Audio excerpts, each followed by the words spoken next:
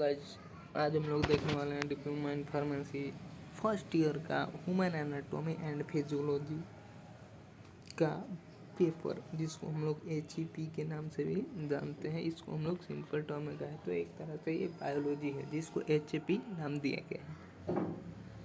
जिसमें ये RGPV का पेपर है, जिसमें से 5 क्वेश्चन को करना है। इसमें आपको दिया गया होगा 8 क्वेश्चन, जिसमें से 5 क्वेश्चन को करना है। और क्वेश्चन का इक्वल मार्क्स, मतलब प्रत्येक क्वेश्चन का जो ही क्वेश्चन का मार्क्स होगा वो इक्वल होगा, मतलब 16 मार्क का इसमें एक क्वेश्चन आ रहा है। जिसमें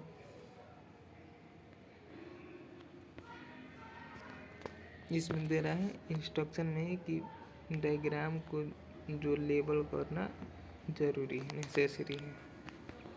इसमें फर्स्ट क्वेश्चन हम लोग देखने वाले हैं अटेम्प्ट, यानी 2, इसमें से 3 में से 2 क्वेश्चन को करना है।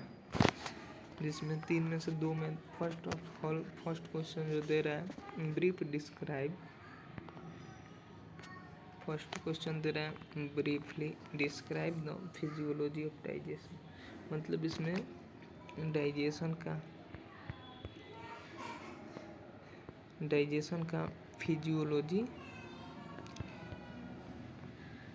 फिजियोलॉजी को डिस्क्राइब कर देना है। 16 मार्क का ये क्वेश्चन है।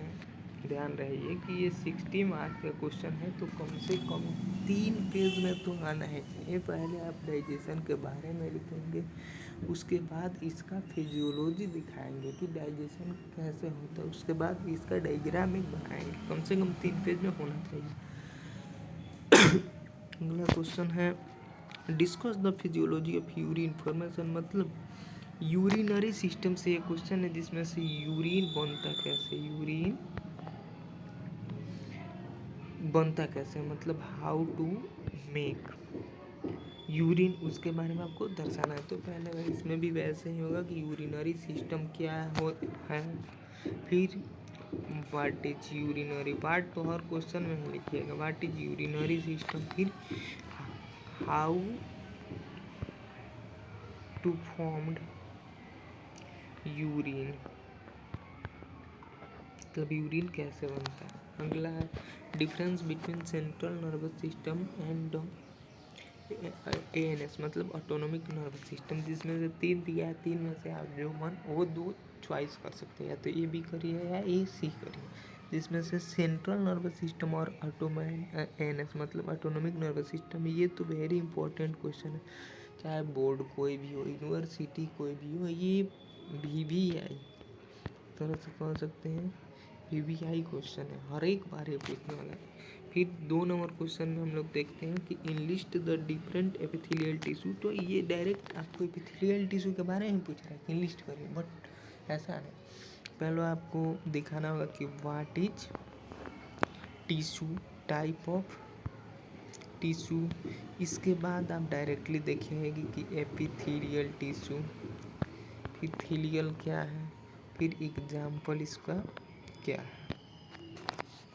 फिर आगे देना है B नंबर क्वेश्चन में draw level diagram of respiratory system, discuss the chemical factor controlling respiration, मतलब डायरेक्ट ये बोल रहा है कि आप लेवल डायग्राम बनाइए ये रेस्पिरेटरी सिस्टम का, और केमिकल फैक्टर जो कंट्रोल रेस्पिरेशन का को करता है उसको देखिए। तो पहले व्हाट इज रेस्पिरेटरी सिस्टम, फिर एक बढ़िया सा डायग्राम बनाएंगे, और कौन कौन से केमिकल फैक्टर हैं जो इसमें रिस्पॉन्सिबिलिटी अपना निभाता है, उसको इसमें लिखना है।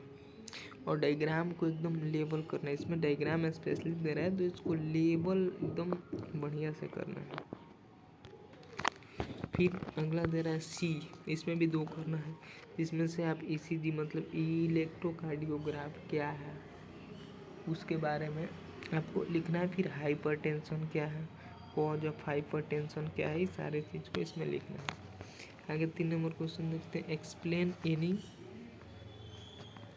4, मतलब इसमें से 4 मार्क का क्वेश्चन है, जिसमें से 1 से 1.5 पेज पर्याप्त है। 1 से 1.5 पेज, 16 नंबर में कम से कम 3 पेज या 3 से ऊपर भी जा सकते हैं, लेकिन 4 नंबर में कम से कम 1 पेज तो होना चाहिए। कार्डियक साइकिल क्या होता है, कंपोजिशन ऑफ ब्लड मतलब किस किस तत्वों से ब्लड मिलकर बना होता है। ब्लड का कंपोजिशन मतलब तत्व के बारे में बताइए, कौन कौन से तत्व अवेलेबल होता है किसमें, ब्लड में, अवेलेबल ब्लड में होता है। फिर टाइडल वॉल्यूम क्या होता है, फिर मिकुरेशन क्या होता है, फिर फेगोसाइटोसिस क्या होता है। ये रिप्रोडक्टिव सिस्टम का क्वेश्चन है अंत में जाकर के, जिसमें से ओवम का फॉर्मेशन के बारे में इसमें बताना होगा, स्पर्म कैसे बनता है इसमें बताना होगा। फिर 4 नंबर क्वेश्चन में देखते हैं, बोल रहे attempt 10 give the function of mitochondria and Golgi body. इसमें 2 करना है, मतलब कम से कम 3 पेज में करना है। तो माइटोकॉन्ड्रिया क्या है, फिर उसका फंक्शन क्या है, ऐसे लिखिएगा कि व्हाट इज माइटोकॉन्ड्रिया, फिर फंक्शन, फिर गोल्जी बॉडी और गोल्जी बॉडी का जो फंक्शन है उसको आपको लिखना है, गोल्जी बॉडी और गोल्जी बॉडी का फंक्शन। फिर दे रहा है draw net level diagram of internal ear, मतलब जो इंटरनल ईयर होता है अंदरी भाग, इंटरनल ईयर का डायग्राम बनाना है, उसको पूरा ऊपर लेबल करना है, लेबल। फिर आगे दे रहा है draw net level diagram of human brain, मतलब मानव ब्रेन का जो डायग्राम को दर्शाना है इसमें।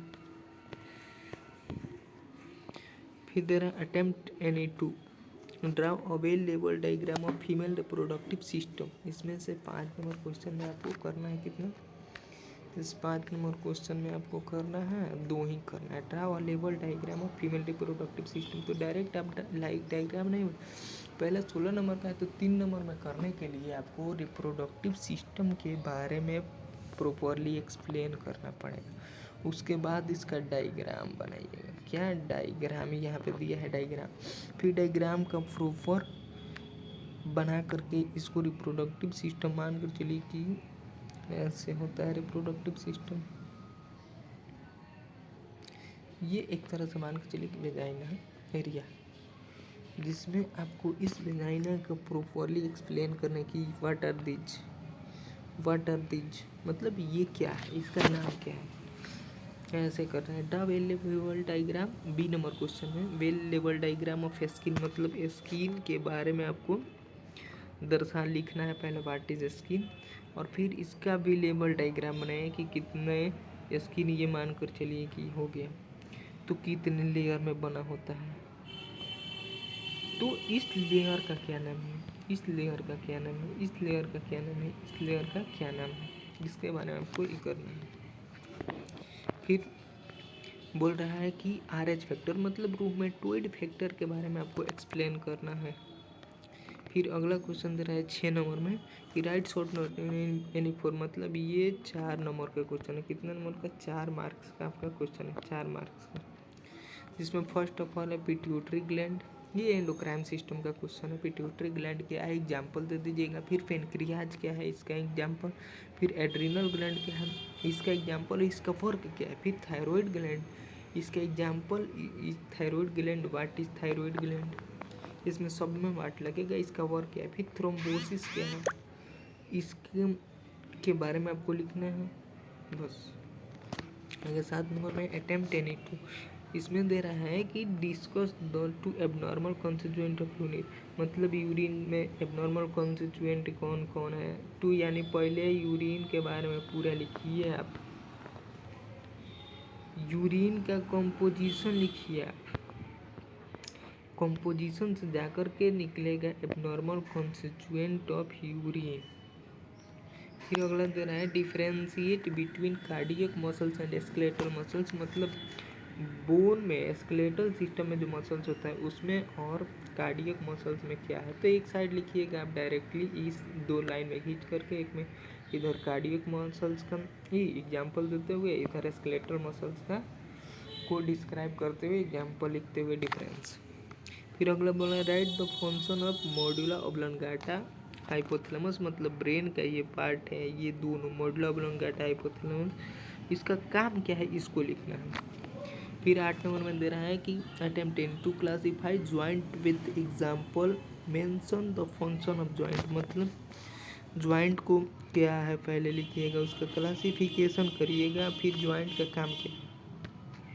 फिर explain the physiology of tasty, मतलब यहाँ पे टेस्टिस होना चाहिए, उसका फिजियोलॉजी लिखना है। टेस्ट दिया है लेकिन टेस्टिस होगा। Right the function of regulation of insulin, body में इंसुलिन कैसे रेगुलेट होता है, किसके द्वारा सिक्रीट किया जाता है, तो पेनक्रियाज के द्वारा, बीटा लैंगरहैंसेस के द्वारा सिक्रीट किया जाता है, उसके बारे में आपको लिखना है। ऐसे ही वीडियो के लिए तथा इसका अगर आपको आंसर चाहिए तो हमारे चैनल को सब्सक्राइब, लाइक तथा कमेंट जरूर करें कि आपको अगर ये चाहिए तो कमेंट करिए कि हमको इसका आंसर भी चाहिए, तो प्रॉपर पे में एक्सप्लेनेशन में इसका आंसर भी प्रोवाइड करेंगे। Thank you.